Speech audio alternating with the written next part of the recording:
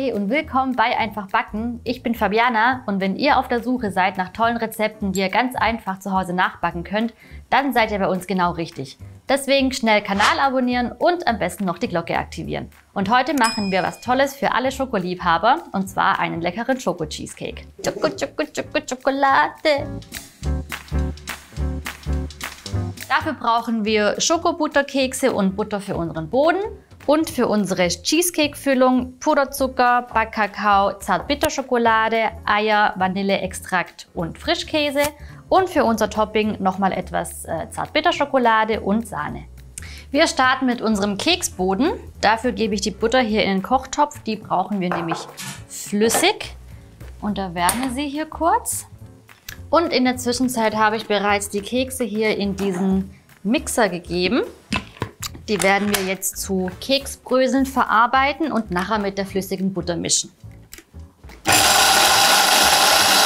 Bombastisch! So, die Kekse sind schön zermahlen. Die kommen jetzt hier zu der Butter dazu. Wenn ihr keinen Mixer zu Hause habt, könnt ihr für den Schritt natürlich auch einen Plastikbeutel nehmen, eine Plastiktüte und ein Nudelholz zur Hilfe nehmen. Und das Ganze somit zerkleinern. So, wir vermischen das Ganze jetzt hier.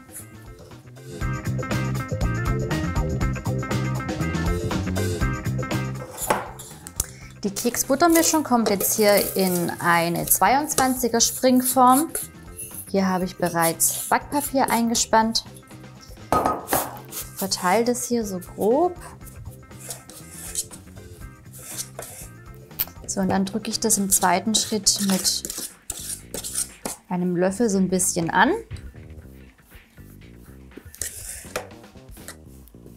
Streiche das glatt.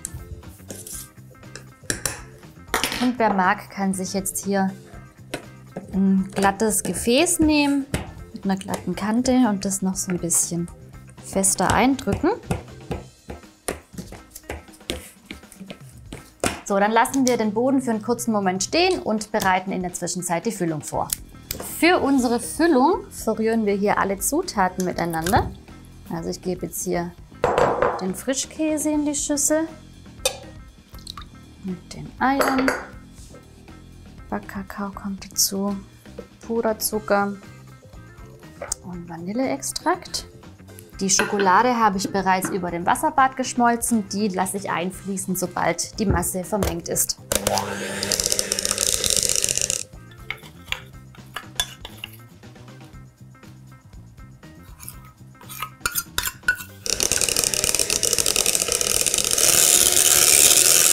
So, die Masse kommt jetzt hier direkt auf den Keksboden drauf. Also das ist eine richtige Schokobombe und wie gesagt, also für jeden Schokoliebhaber ist der Kuchen eigentlich schon fast ein Muss. Also ich muss ja zugeben, für mich wäre das tatsächlich ein bisschen zu viel Schokolade, auch wenn ich jetzt wahrscheinlich böse Blicke ernte. Ich würde da tatsächlich noch so ein bisschen, ja, mir fehlt eine Fruchtkomponente oder noch so ein bisschen irgendwas Vanilliges, nachher noch Schlagsahne dazu oder Vanillesoße. Was sagt ihr denn? Kann es für euch nie genug Schokolade sein oder seid ihr da eher so wie ich? Schreibt mir das gerne in die Kommentare. So, wir verstreichen das Ganze jetzt noch schön glatt. Den Backofen habe ich übrigens schon vorgeheizt auf 180 Grad Ober-Unterhitze und da kommt der Kuchen dann für etwa 60 Minuten rein.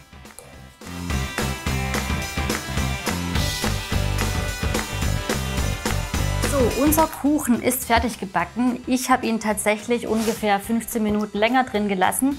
Wenn er bei euch auch so eine Mulde nach innen bildet, dann ruhig noch ein paar Minuten länger drin lassen. Das ist nämlich ein Zeichen dafür, dass der Kern noch flüssig ist. So, wir lösen jetzt mit einem Messer den Kuchen von der Backform und dann stellen wir den Kuchen wieder in den noch warmen Backofen und dort darf er dann runterkühlen.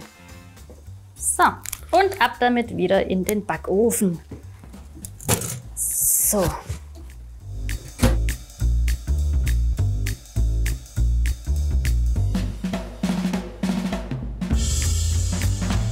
Der Cheesecake ist im Backofen schön runtergekühlt. Ich entferne jetzt hier die Backform und setze ihn mir hier auf die Tortenplatte.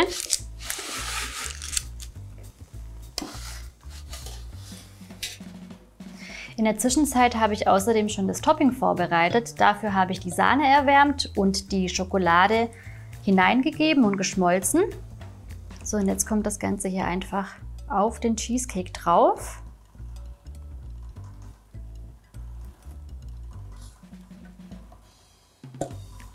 Ihr könnt das dann hier so schön verteilen, dass es an den Enden hier noch so ein bisschen runterfließt.